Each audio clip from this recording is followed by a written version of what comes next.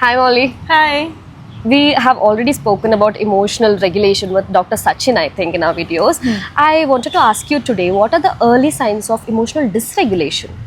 Okay. Mhm. So emotional dysregulation can look like flooding of emotion Mm. or getting overwhelmed by a lot of emotions. There's a confusion in the mind. Mm. Or it could look like getting triggered very easily, Mm. or tightening in the chest, Mhm. or feeling the knots in the stomach. Mm.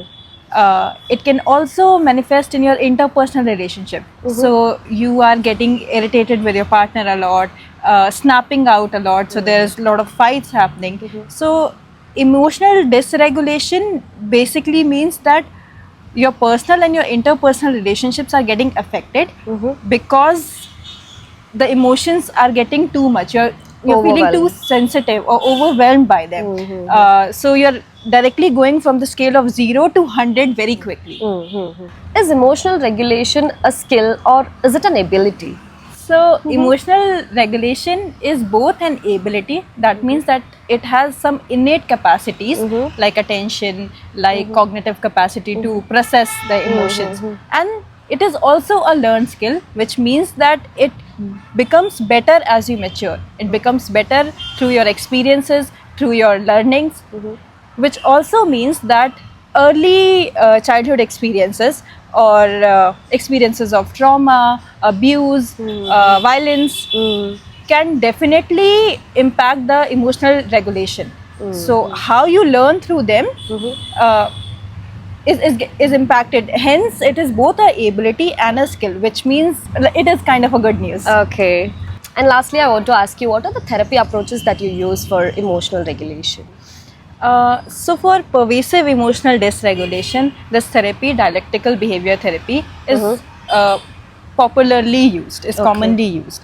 So I'll take a module from that therapy, which focuses heavily on emotional regulation only. It is one of the change skills. Hence, it focuses on three major things: Okay. identifying the emotions, that is what actually happened that triggered you, and what is happening within you. Why do you feel triggered? That is understanding the emotion, Okay. appraising the emotion, right? And then how would you want to change that emotion? How would you want to regulate that emotion? Now, regulation is not just like suppression or avoiding the emotion, but That is one major confusion that people have. yeah. So regulation is also how would you like this emotion to move you and help you do actions that are more efficient in that condition. So some of the skills could be identifying the emotions, so naming the emotions to tame the emotions, or it could be checking the facts if my emotional reaction is appropriate to the condition or to the situation. Checking the facts would also look like checking for your own vulnerabilities, checking for the spiral that often happens in the emotion. So stopping that spiral. Then another technique could be opposite action. So sometimes emotions uh, urges you to take an action. For example, if I'm feeling very scared, I would want to hide. Yeah. So opposite action is understanding and naming the emotion and taking an opposite behavior. Okay. So it is not like I'm feeling afraid, so I'll replace it with a different emotion. Replace it with a different behavior for that emotion. Okay. So instead of hiding, I would force myself to go out, take a step there. I would try to socialize more. So for all of these emotions, understand the emotion and change the behavior.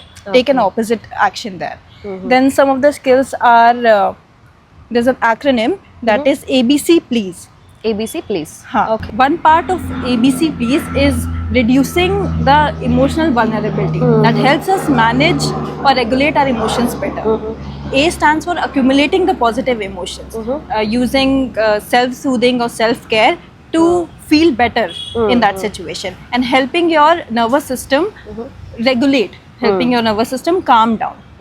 B is for building mastery, as in taking small steps that can help you feel better about yourself, help you get some confidence, rather than thinking of completing the whole task. Yeah.